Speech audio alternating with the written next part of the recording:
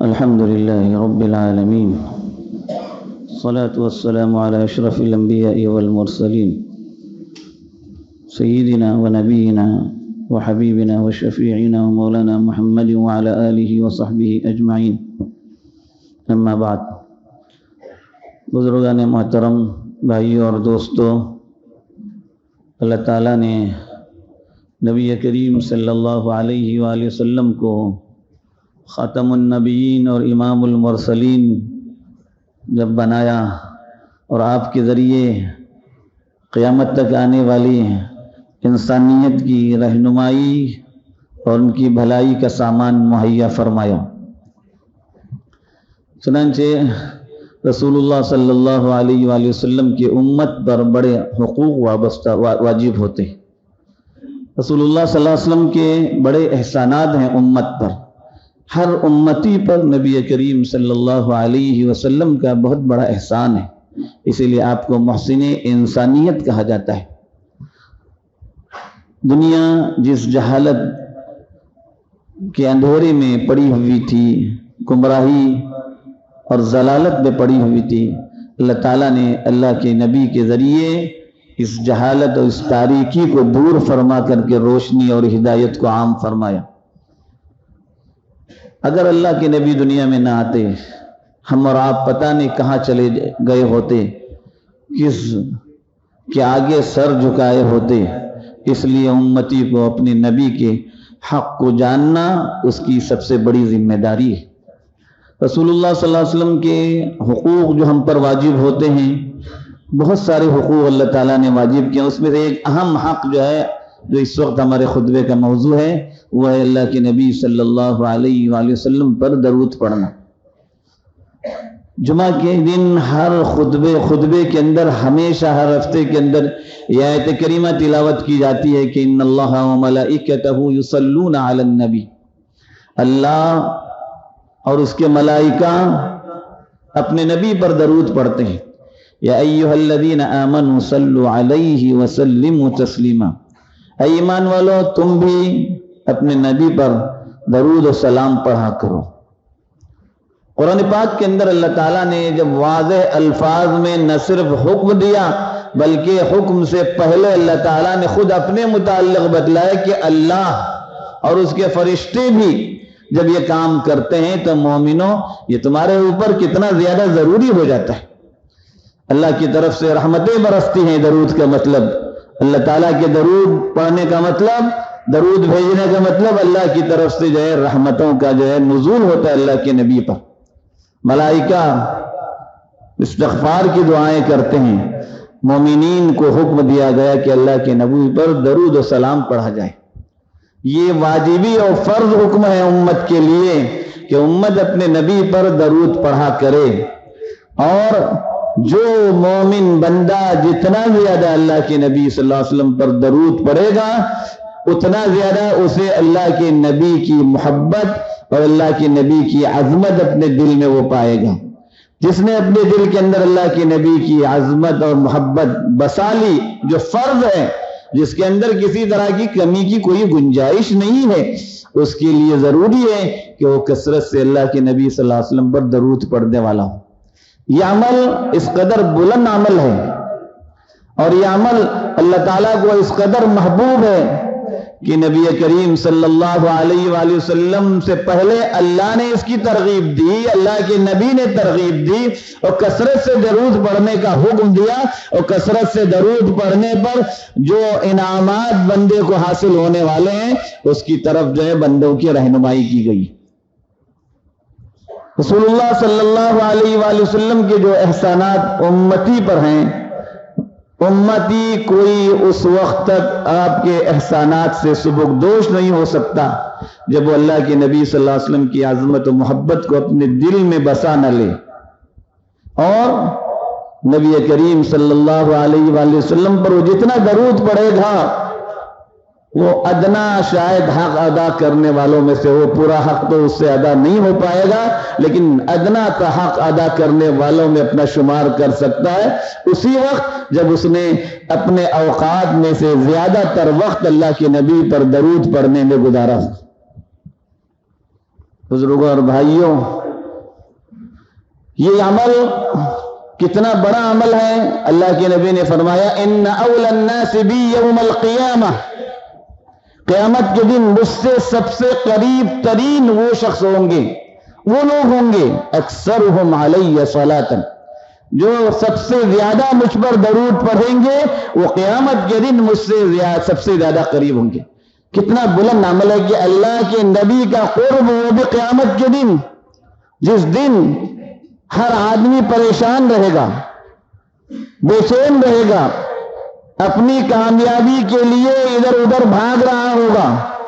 اس کو اللہ کے نبی کا قرب اگر نصیب ہو گیا تو کتنا خوش قسمت ہوگا وہ انسان. اس لیے کثرت سے اللہ کے نبی صلی اللہ علیہ وآلہ وسلم پر درود جب پڑھے گا اس کو اللہ کے نبی صلی اللہ علیہ وسلم کا قرب نصیب ہوگا. بزرگوں اور بھائیوں، یہ عمل، اس کے تعلق سے اللہ کے نبی صلی اللہ علیہ وسلم نے بڑی فضیلتیں بیان کی. مختصر وقت میں اس کو کہاں بیان کیا جا سکتا ہے. جمعہ کا دن جب آتا ہے، اللہ کے نبی صلی اللہ علیہ وسلم نے فرمایا فیہ خلق آدم، اس میں آدم کو پیدا کیا گیا، وفیہ اہبط، آسمان سے زمین پر ان کو اسی دن اتارا گیا. اور فرمایا کہ تم میں سے جو آدمی کثرت سے اس دن مجھ پر درود پڑھے گا، تمہارے لیے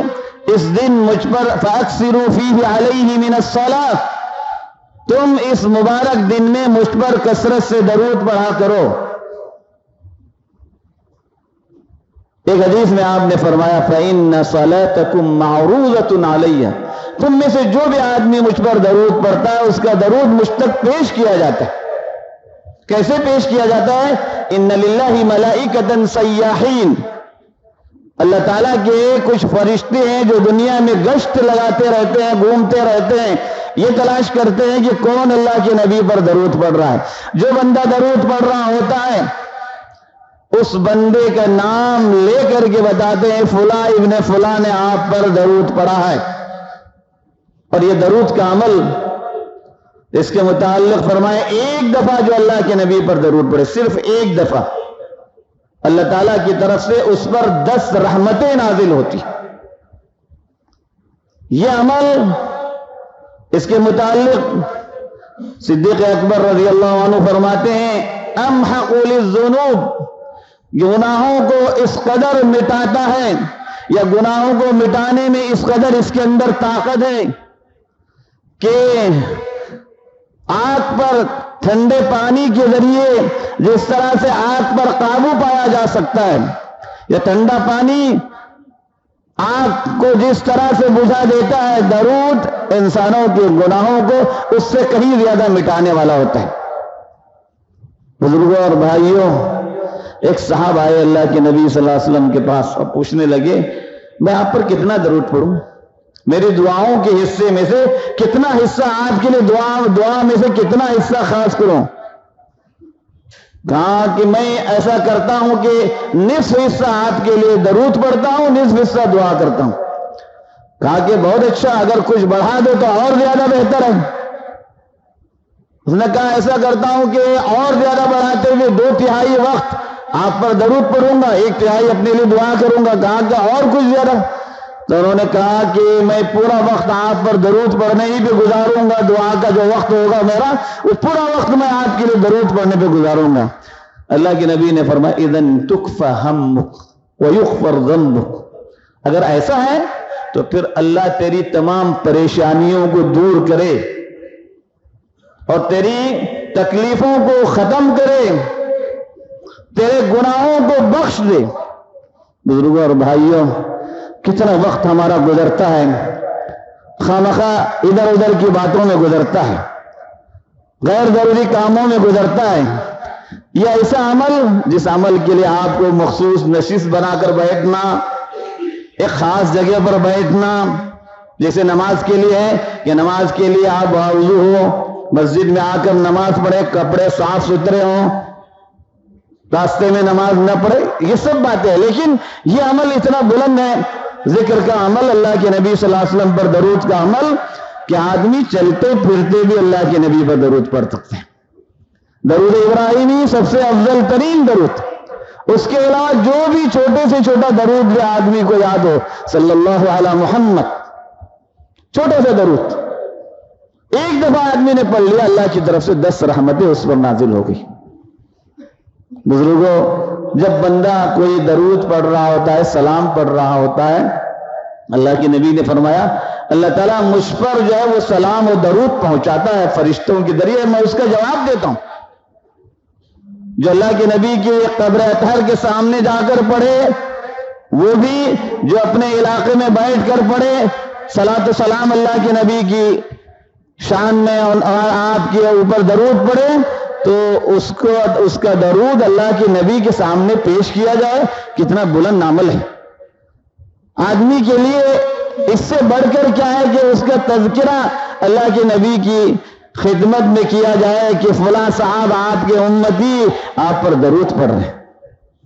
انسانوں کی تکلیفوں کو دور کرنے کے لیے، پریشانیوں کو دور کرنے کے لیے، گناہوں کو دور کرنے کے لیے، قیامت کے دن اللہ کے نبی کا قرب حاصل ہونے کے لیے، قیامت کے دن کی پریشانیوں کو دور کرنے کے لیے اور وہاں پر ثابت قدمی کے لیے یہ عمل نہایت ہی زیادہ مفید ہے۔ اس لیے ہم اپنی زندگی کا ایک بہت بڑا وقت جو ہے اللہ کے نبی صلی اللہ علیہ وسلم پر درود پڑھنے میں گزارے۔ جو کثرت سے درود پڑھتا ہے، اللہ کے نبی کی عظمت اور محبت کی وجہ سے وہ یہ کام کرتا ہے، اور جس نے اس کام کے اندر کوتاہی کی اسے اپنا محاسبہ کرنے کی ضرورت ہے کہ وہ اللہ کے نبی کی محبت کے اندر کتنے پیچھے ہے۔ اللہ تعالیٰ سے دعا ہے کہ اللہ تعالیٰ ہمیں ان باتوں پر عمل کرنے والا بنائے، ایمان کے ساتھ اپنے وقت پر ہمیں ایمان پر خاتمہ نصیب فرمائے۔ آمین وآخر دعوانا الحمدللہ۔